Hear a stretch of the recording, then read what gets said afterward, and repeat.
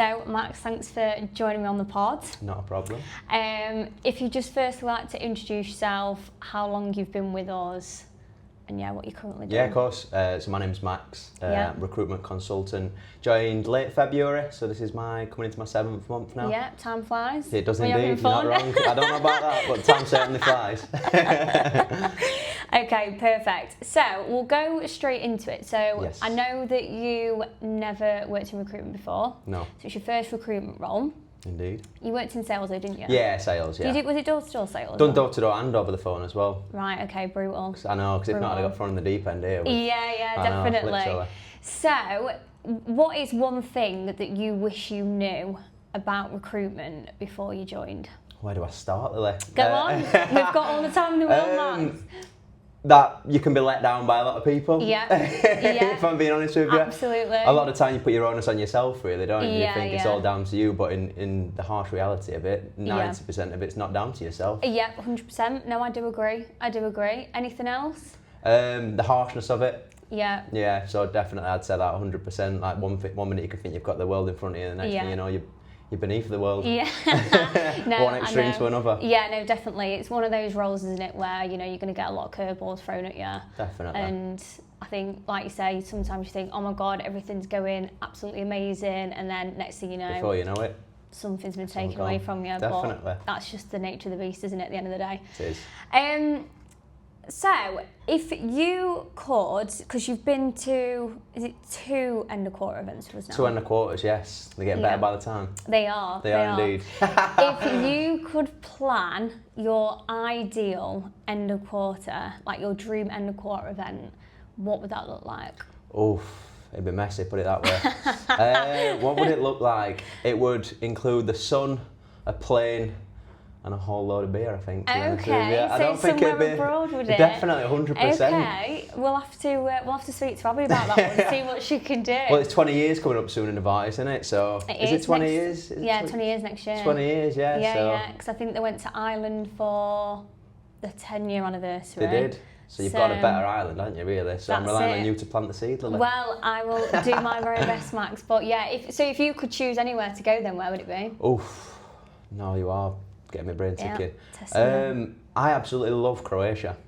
I loved it. Yeah, it's not too far away. It's somewhere a bit different. Not everywhere's been. Yeah. So much to do. Lovely people, lovely food. Yeah. I think Croatia's one of them places where not many people. It's on their bucket list, but it certainly should be. Yeah, I don't think I've ever been to. I think I've been when I was like younger, but I've not been sort of in recent years where I kind of remember it. Do you go to Split or? Went to Split, yeah, and then we went to Hvar as well. So Hvar's like a bit of a party island. So you get like the boat from Split to Hvar. Yeah. There's like moon parties and stuff. It was just unbelievable. I had an unbelievable week there. I've heard good things about Hvar. I think Hvar's better than Split. Well, I only spent 2 days in Hvar, so we originally stayed in a place in Split, but then we got a little accommodation over in Hvar as well. So it was a bit of a spontaneous trip. We weren't actually planned, to be honest.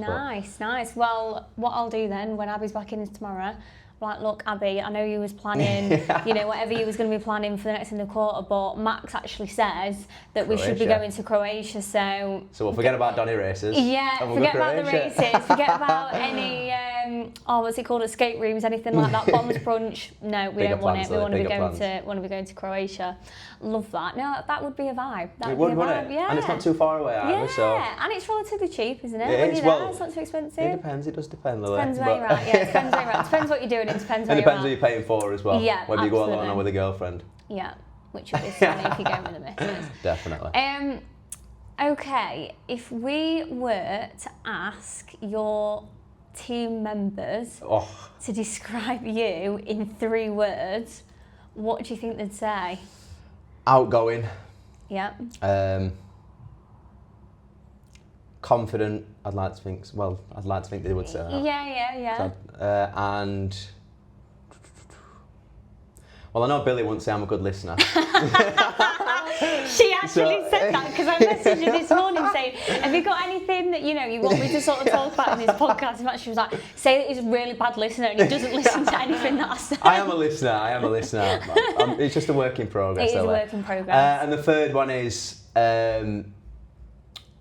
I'm quite motivational. I like to think I bring people up around me. Yeah, I like to take the best out of a bad situation. Yeah, as well, you are. Do you know what? I would describe you as very positive. Thank you. Yeah, you are a very positive person. I feel like you bring a good, happy energy, especially when things are going wrong as well, I don't feel like you let it get to you. Well, it doesn't show, you don't show that you let it get to you. It might do internally, but externally it doesn't. So, yeah, no, good. Try to bring the vibe. Yeah. Well, I mean, we're here 5 days a week, aren't we? So that's it. You've got to make the most of it. But what I'll do is I'll actually ask them all when I get out of here and see what they say. Please don't. And see if it matches up to the 3 words that you've described yourself and what you think. So fair enough. We'll update you on that one. Right. Also, I know that you are renowned for knowing what groups of animals. No. This is an inside joke. Are called. So I'm gonna test your knowledge. No, you can't.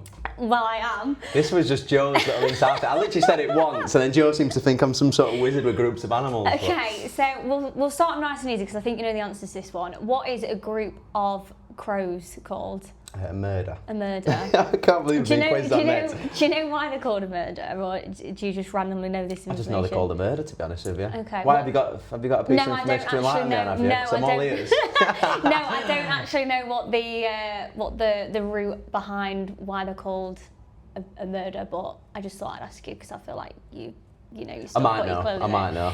You'll have to find out for me. Chat GPT after this from me, I think. He knows the answers to everything. What about ostrich? Ostriches. A group of ostriches? Yeah, is that...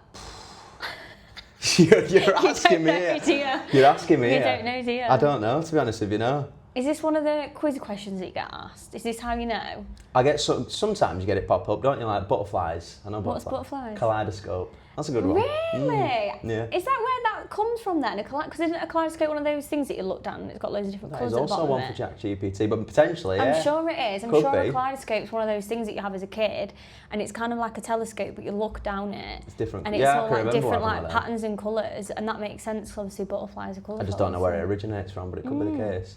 Interesting. Okay, do you know any others? Or is it just crows and butterflies? Other than your basic ones like lions, pride, that type of stuff. Yeah. But other than that, Okay, I know you don't know what a group of pigeons are called, so did you find that one out? We found that one out the other day, but it was a bit of a weird one, weren't it? I forgot that one's called. No, I can't remember that one. We did find it out though, didn't we? Fair enough. We'll have to go back and we will. We'll have to revisit. We'll revisit that one. Okay. Going back to recruitment then, yes. If you could have a superpower that would help you, assist you in your role, what would you choose and why? I would have a phone that makes every client answer the phone whenever you ring them. Is that a superpower? Well, it'd be the best superpower in the world, I'd be quids in. To be fair. Every time they ring them, they're just so happy to speak to me. Oh, that would be an absolute dream. It would be a dream. It would be a dream. I'd snatch your hands off for that power, Lily. Yeah. Do you know what mine? I think I had this discussion with somebody else. Mine would be mind control. Mind control? Because then you could control the candidate to always take the offer. That's a good one. And if it was a client, you can always mind control them to offer the candidate or like not change their mind. And like say, for example, they're like, oh no, the project's come to an end, like we don't need so-and-so anymore. You could control their mind to think, oh no, we do need them. Yeah, I like it. So you'd be absolutely raking it in because every single offer come through would just get accepted. So you've put a lot more thought into that than me. I know, and you're just like, I'd have a telephone where the clients are really happy to speak to. Then I'll take that one. I'll take either or, to be honest with you. So whichever you've got for me. They'd both be useful. So if you could swap job roles with anybody in the business, who would you choose and why? Who would I choose? Well, it certainly wouldn't be Joe. Why? Because he's got his plate full, let's say. What with you? Not just with me. With Billie, Denley, Laura. You said it, not me. You said it, not me. So it definitely wouldn't be Joe. Whose role would I take? Do you know what? I think I'd quite like Paul's position. Would you? I think he's got a nice little team below him. Yeah, he's got me in it now. Yeah, well, there you go. So just to strengthen that case. Yeah, exactly. I think I'd take Paul's, yeah. Okay. Which is a bit of a strange one because I don't really see myself in being a learner as such, but I just think he's got it. I think you've got it nice, Paul. I think you've got it nice. Well, I will see if he agrees with that statement. We'll come back to that one, but I won't beat Paul though because he's a Leeds fan. But other than that, yeah. But you'd like to switch roles with him. Switch roles though, definitely. Okay, that's really interesting. I never thought you'd say that. Do you not think no? No, I just automatically assume with like choosing the person who makes the most money. Oh yeah, that's what I'd always choose. So Paul. Again, I don't know if you'd agree with that one, but we can. Right, we Jim can then, ask Jim. him. Jim, for argument's sake. Oh no, you don't want to swap with Jim. I don't you want to Jim. And Jord actually said, because I asked Jord the same question, and he said Jim, and then. In fact, you'd have been there, but I don't know if you saw it, but it was the end of quarter when we were in the Leeds office. Yeah. And Jim was about to get up to do like the speech.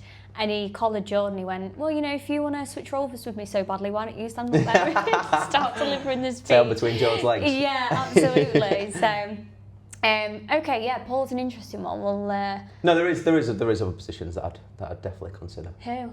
Well, obviously you've got the top billers like Denley, Laura. Yeah. There's all sorts of. Yeah. But I see the stress that they go through. I don't necessarily see the stress that Paul's goes through, even though I know he goes through a lot. He probably will get. I'm very aware of that. But maybe he's just really good at like keeping level-headed. Yeah, and he's just like, yeah, my job's a breeze. It's so easy. Like there's no stress. I've got a really good team under me. Again, he probably begs to differ. You best not do. But no, I like that one. That's different. I wasn't expecting that. Okay, if you could describe recruitment in only 3 emojis. 3 emojis? Which emojis would you choose? The one where steam's coming off your head. Yeah. You know which one I'm talking about, don't you? Is it the one with like the blue head but the steam coming out, or is it the one where it's like red art? It's got like just got pure flames coming off it. Yeah. So I think it's like the brain fried one, isn't it? Yeah, definitely. Yeah, that's the one when he's brain fried. Yeah, and it's like an egg cutting off. Yeah, his brain's like popping out of his head and he's got steam coming out. There'd be that one. There'd be that one. The thinking one. What's his candidate thinking? What's his client thinking? Let me swap minds with you. Let me mind control you. Take the risk of that, I like that. So there'd be them 2. And the third one would, of course, be an extremely cheery one. So the one where it's ecstatic, where its eyes are really like... and the eyes are like crossed in. And it's unbelievably happy. Yeah, it's very mixed emotions. Joy. Yeah, 100%. Okay. So they're the 3 I think I'd use, you know.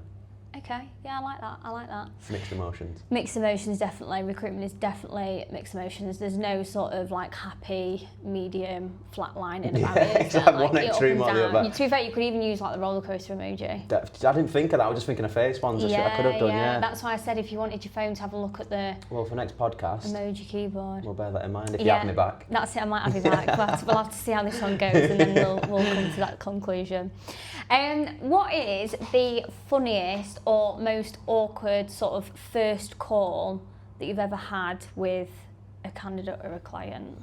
Oh, I don't know. One springs to mind recently. Okay, go on. I don't know if it's that funny, but I just felt a bit weird. Like there was a candidate and like it was. I think he's in his, I know I speak to him regularly. Like he's in his 50s and he just sat there just in the bath, just speaking to me. Like I rang him and it's in the bath. I was in the bath, man. So I was like, and I could hear like water in the background of him like moving around the bath. So I thought, I'll give you a call back, shall I? I'll give you a call back. He was like, no, please continue. And just carried on speaking to him while I was in the bath. Oh and I could just hear him just manoeuvring his way around the water. I love that. I bet you could hear echoing as well. Yeah. You can always tell when someone's in a bathroom. Yeah, because it's really echoey. Was this a candidate that you knew then, or is this like a completely new? It was a candidate that I spoke to a few times before, but still it didn't make it any less weird, Lily, I can assure you. Yeah, so he maybe thinks that, he's broke the ice for you a little bit. He can be a little bit, He's breaking the ice and he's falling through it though, isn't he? Yeah, absolutely. So he's just splashing around in the bath while you're... Were you trying to sell him a job? Were you talking to him about a new job? I was just telling him saying that someone was interested in his CV pretty much. Right, okay. Luckily it weren't too long of a conversation, but... Right, okay. But he was... Great, okay, perfect. I love that he was so open and honest with you about that as well. Well, to be fair, I don't think he could hide away from it. I could hear him splashing around. He must have been having a whale of a time in there. Splashing about? What was he doing in the bath? You tell me. Hell. I went on FaceTime with him, Lily, Jesus. Thank God. Oh my God. So you've been with us 7 months? 7 months, coming into the 7th month, 7 months. So 6.5 months. How many placements have you made now? Because I know the past couple of days you've been at the Gong quite a few times. Yeah, so I've got, I got a perm one was my first one. Yeah. And then I've got 2 full contract ones and then 2 splits as well. Unreal. So you've passed probation then? Yeah, definitely. There's more reason why we need to go to split. 100%. So then when you pass your probation, at this next end of quarter, we'll be in split. Definitely. And it's good to liaise with the people in Midlands as well in regards to that as well. Got a nice little incentive as well, which I weren't aware of, the £200 extra bonus you get, which is a nice incentive. Unreal, there you go. If you just mix them with. people in the Midlands, so not there too you bad. go. Great.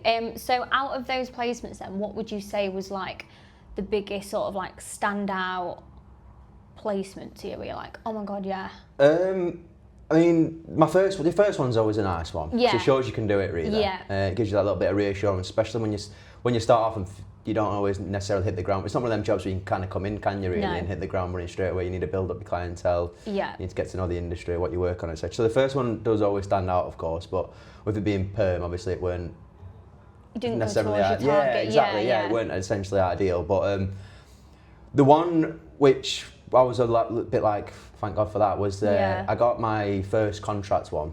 But the reason why I was quite happy with it is because it weren't expected. Like I got somebody in for an interview, they really liked him, offered him a job, then the candidate kind of turned it down and said randomly out of the blue wanted to work for a tier 2, which was considering his work for Balfour's, BAM and Volkers. Yeah, it's a bit random. Bit of a strange one, I must be honest. But yeah, and then I managed to find some, as Joe said, just do one last search, even though I thought I'd exhausted it. Did one last search, and the last person I rang was the guy that they took on, so. There you go. It was nice, hard work pays off, and it was a bit of a shock at the same time. Yeah, no, definitely. I always feel like the ones that you least expect, kind of, it feels more rewarding, doesn't it? Because especially like you say, you feel like you've exhausted all channels, you've found as many people as you can. It's not come off, and then that last person that you find ends up getting the role. So it just shows that like you've not wasted your time. Yeah, you've not wasted your time, and the hard graft has actually paid off. So no, 100%. That's mint. And might do this the last question, unless I could think of one to kind of throw a bit of a curveball at you. But what is one piece of advice that you would give to others who are looking to get into the industry? Stick with it. I didn't even have to think about that. Just stick with it. Just stick with definitely. it. Yeah. Even though I've not I ain't got a million clients and all this type of stuff. I'm the least impatient person in the world, if I'm being completely transparent with you. Like I have little to zero patience, to be fair, but it's sort of teaching me to be a little bit more patient, bear your time with it, but definitely stick with it. Yeah. Good things come to those who wait, as 100%. And I think as well, when like you first join in, especially because there was, how many was there who started with you? There was four of you. Yeah, I think there was three of us. Three of you. And I think sometimes, even though it's good that you join with other people because at least then you're not on your own, but I think sometimes you compare yourself to other people as well, and you're like, oh, he's got his first placement before me, and like it's taken me so much more, like it's just taken me longer to get anything over the line.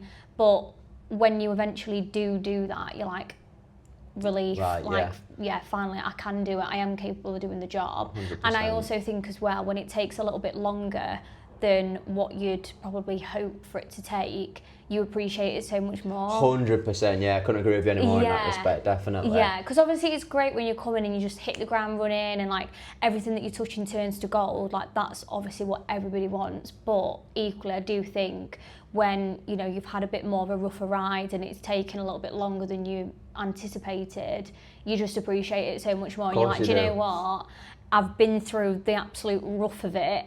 I've really had to like dig deep and try probably harder than what you thought you'd have to do, and then at least then you can walk away and be like, I can do it because I've done the hardest part. Do you know what I mean? 100%. It toughens you up as well. Yeah. Definitely. Like Jim said, in a tough market like it is in the rail industry at the minute, when it does boom, you'll be like, oh, I've been through the tough times. Yeah, exactly. You've already done it. Time for the good times now. Been there, done that, got t-shirts. Exactly that. Toughens you up, definitely. Gives you a thicker skin, 100%. Yeah, no, definitely. And trying to think if I can just throw something else. Just like throw something at me. Yeah. Let me try and think. Excuse me. I've got one for you. What's one skill that you think you've gained in this job that you didn't necessarily have before you joined? Good question. To say it was improvisational. One skill that I think I've become quite good at analysing. Like my industry knowledge has picked up big time. So like looking over CVs and seeing certain things. Like if I'd have picked up a CV before I joined, when I was in training bay, and I was picking up CVs, I was like, what does this mean? What does that mean? What does this mean? But now I know sort of what to look out for. What sort of experience they've had. Yeah, 100%. You want to know everything about the industry that you're recruiting for, don't you? But at the end of the day, you're not going to, because you're not qualified in quantity surveying or project management and you've not worked in the rail industry for how long these guys are that you're probably speaking to on the phone every single day as well. So CVs and conversations is all you've got really, yeah, isn't it? So literally asking questions. So yeah, no, fully with you on that. And also patience, you've just said yes, yourself. Yes, definitely. I didn't want to repeat myself. Yeah, no, fair enough, fair enough. But yeah, definitely patience, 100%. You need that in abundance for this job, don't you, really? Absolutely, yeah, no, definitely. Well, Max, thank you ever so much. It's been Smash a pleasure, that. Thank you very much. That's a full smooth run in. Straight run, yeah. Perfect. Don't need to do any editing.